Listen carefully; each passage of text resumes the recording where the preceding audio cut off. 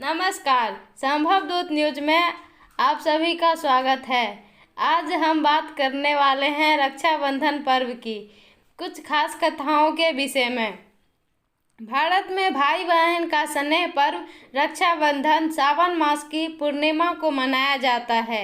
इस दिन बहनें अपने भाई की कलाई पर स्नेह बंधन राखी बांधती है और भाई आजीवन उनकी रक्षा करने का वचन देते हैं।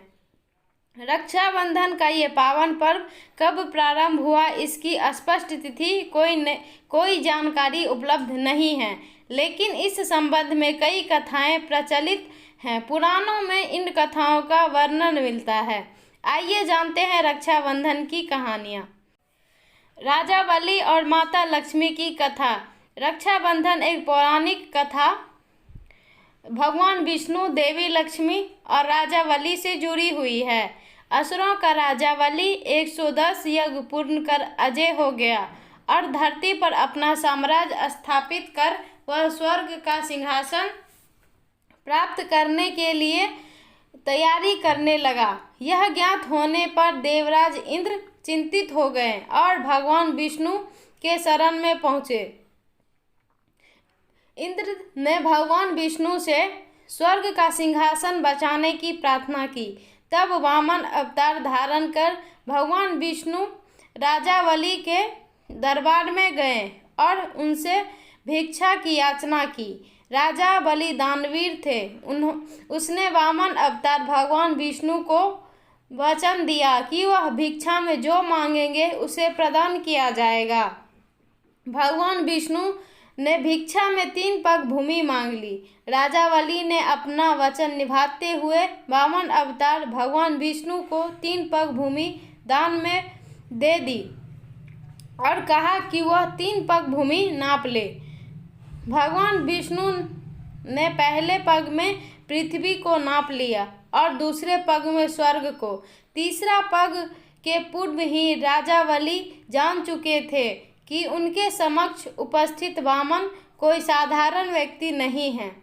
उसने अपने शीश वामन रूपी भगवान विष्णु के आगे झुका दिया और उनसे तीसरे पग अपने सिर पर रखने का निवेदन किया।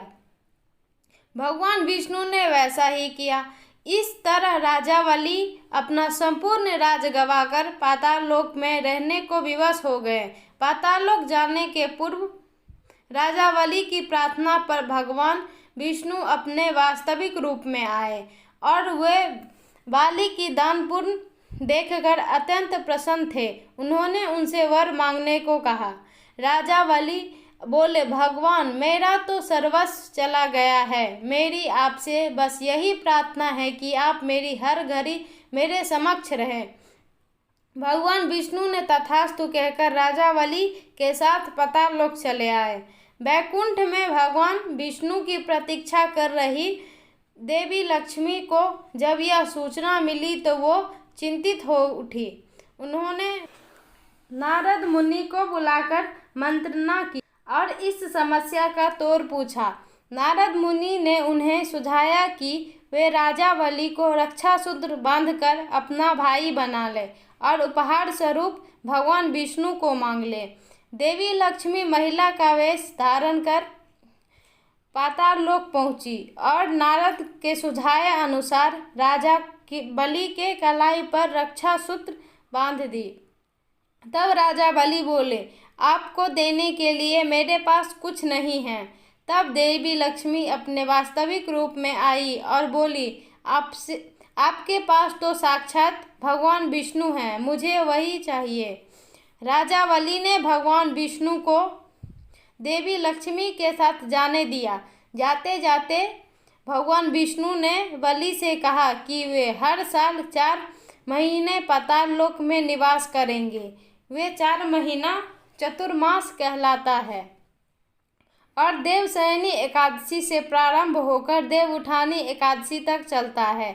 जिस दिन देवी लक्ष्मी ने राजा बलि को रक्षा सूत्र बांधा था वह सावन मास के पूर्णिमा का दिन था।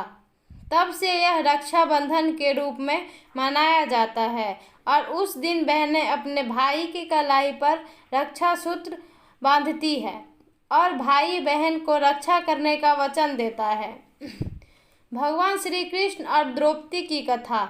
यह पौराणिक कथा महाभारत से जुड़ी हुई है। अपनी राजधानी इंद्रप्रस्थ में युधिष्ठिर ने राजसूय यज्ञ का आयोजन किया। उस यज्ञ में शिशुपाल भी उपस्थित हुआ।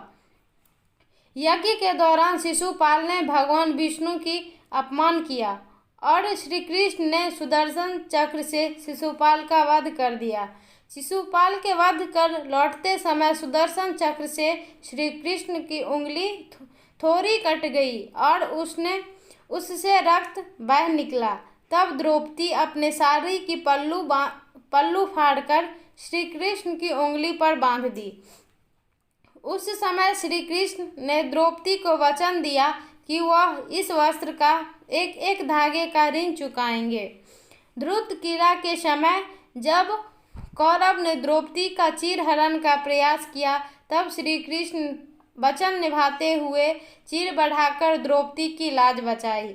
जिस दिन द्रौपदी ने श्री कृष्ण की उंगली पर अपना पल्लू बांधा था, वह श्रावण पूर्णिमा का दिन था और वह दिन रक्षाबंधन के रूप में मनाया जाता है।